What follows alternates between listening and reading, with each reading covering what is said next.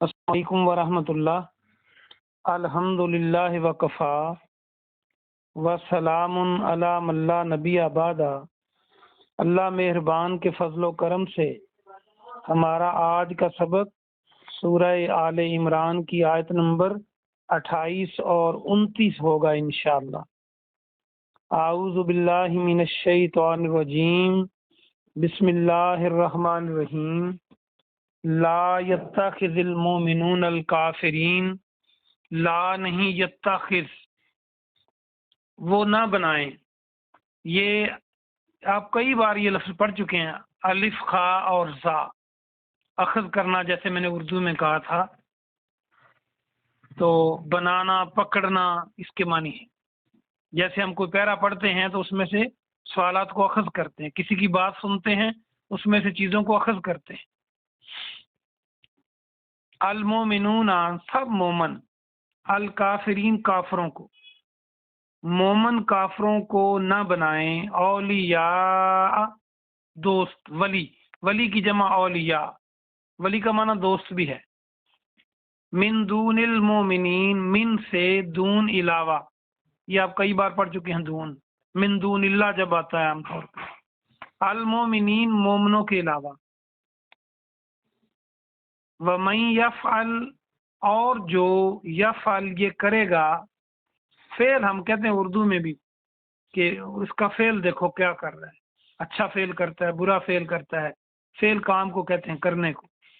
ذالک اسے، فلیسا تو نہیں ہے، من اللہ اللہ اکبر اللہ کی طرف سے، فی شیئن کسی شے میں، کسی معاملے میں، تو کسی معاملے میں بھی وہ اللہ کی طرف سے نہیں ہے، یعنی اللہ کی حمایت نہیں ہے، بریکٹ میں حمایت کریں، اللہ مگر، ان یہ کہ، تتقو تم سب ڈرو، تتقو تقوی آپ پہلے پڑھ چکے ہیں کئی دفعہ، اس کا معنی ڈرنا بھی ہوتا ہے، اس کا معنی بچنا بھی ہوتا ہے۔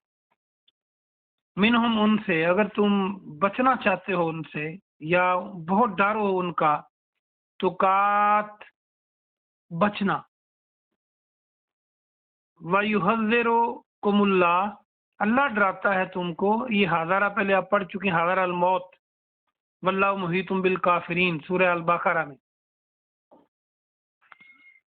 اللہ ڈراتا ہے تمہیں نفسا اپنے آپ سے، وَإِلَى اللَّهِ الْمَصِيرُ اور اللہ کی طرف لوٹ کر جانا ہے، مسیر لوٹ کر جانا۔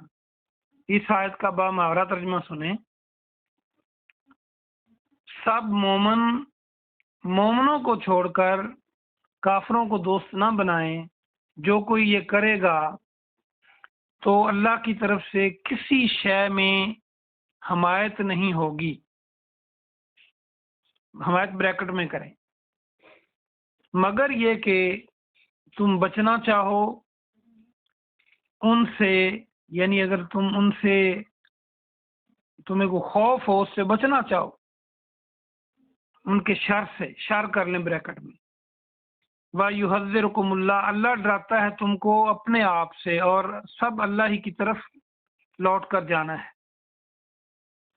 قل فرما دیجئے محمد صلی اللہ علیہ وسلم، اس کو بریکٹ میں کریں، ان تخفو اگر تم چھپاؤ، خفیہ ہم پہلے پڑھ چکے اس کا، ما فی صدورکم جو تمہارے دلوں میں ہے، صدر کی جمع صدور، او تبدو ہو یا تم اسے ظاہر کرو، یہ بھی آپ پہلے پڑھ چکے۔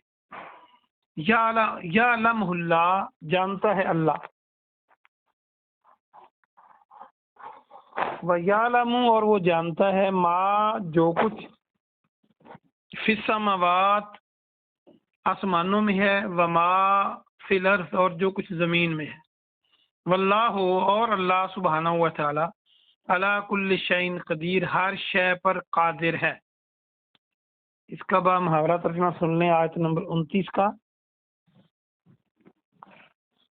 محمد صلی اللہ علیہ وسلم بریکٹ میں کریں، آپ فرما دیں تمہارے دلوں میں جو کچھ ہے وہ تم چھپاؤ یا ظاہر کرو، اللہ اسے جانتا ہے، اور وہ جو کچھ آسمانوں میں اور زمین میں ہے اسے جانتا ہے، اور اللہ ہر چیز پر قدرت رکھتا ہے، قادر ہے۔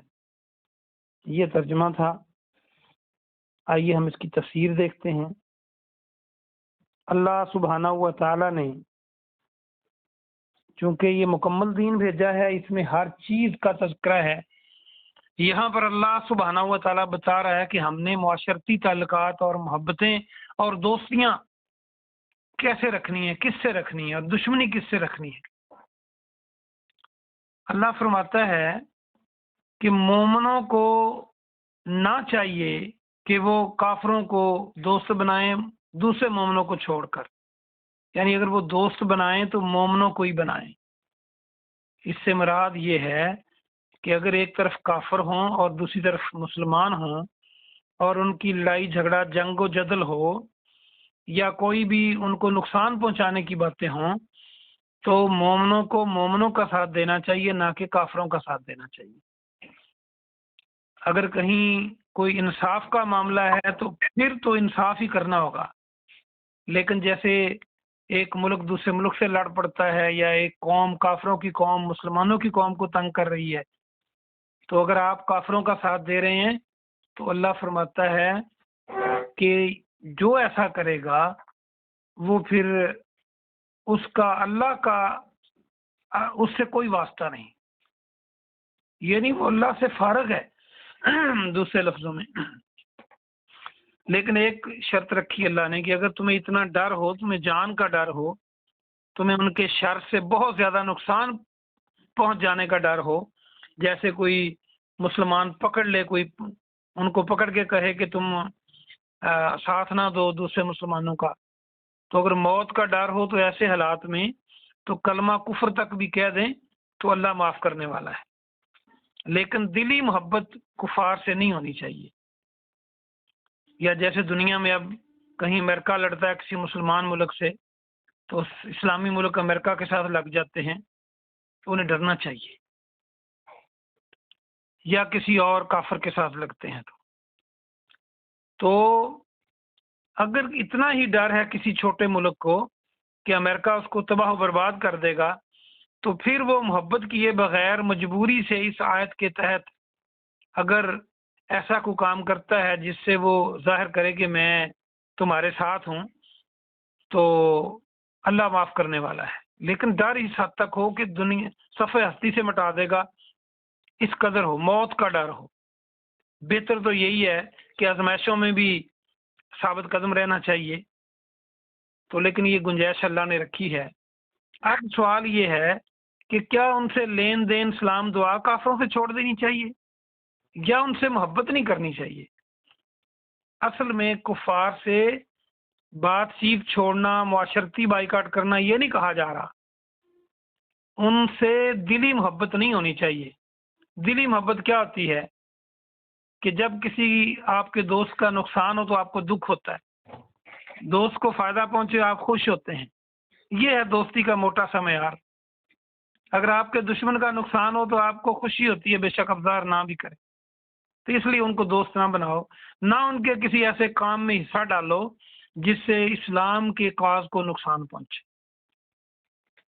میرے خیال میں یہ بات کلیئر ہو گئی ہے. ان سے بیٹھنا اٹھنا، ان سے گفتگو کرنا، ان کی محفلوں میں ایک خاص انداز سے بیٹھنا یہ منع نہیں ہے. اسلام کے اصولوں کو نقصان نہ پہنچے بس. آگے اللہ فرماتا ہے کہ جو ایسا کرے گا پھر اللہ کا اس سے کوئی واسطہ نہیں. پھر ڈر کی بات بھی بتا دی لیکن ساتھ ہی بتا دیا کہ اللہ سے ڈرو. کیوں؟ یہ تو دنیا میں کتنا نقصان پہنچا لیں گے. یاد ہے جن جادوگروں نے موسیٰ علیہ السلام کا مقابلہ کیا تھا اور جب انہیں پتا چلا کہ موسیٰ علیہ السلام تو نبی ہیں، یہ جادو نہیں ہے، انہوں نے فوری اسلام قبول کیا. تو وقت کے فرعون نے کیا کیا تھا؟ اس نے ان کے دائیں اور ہاتھ اور پاؤں الٹی سائڈوں سے کاٹ دیے تھے.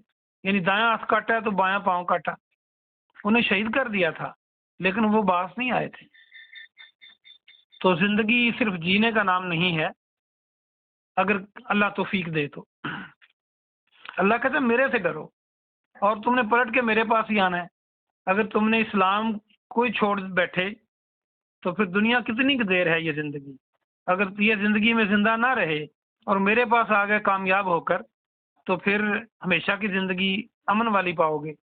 آگے فرمایا جو کچھ تمہارے دلوں میں ہو وہ ظاہر کرو یا چھپاؤ، اللہ اس کو جانتا ہے۔ اس کا بھی یہی ہے کہ جب آپ کسی کافر سے الیک سلیک رکھے ہوئے ہیں تو آپ کے دلوں کو اللہ جانتا ہے کہ آپ کے دل میں کیا ہے۔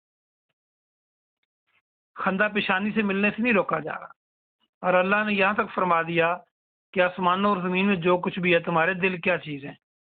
زمین و آسمان کی ہر چیز اللہ جانتا ہے، اور جو خالق ہوتا ہے، جو مالک ہوتا ہے، جو رازق ہوتا ہے، جو مشکل کشا ہوتا ہے، اسے اتنا علم ہونا بھی چاہیے۔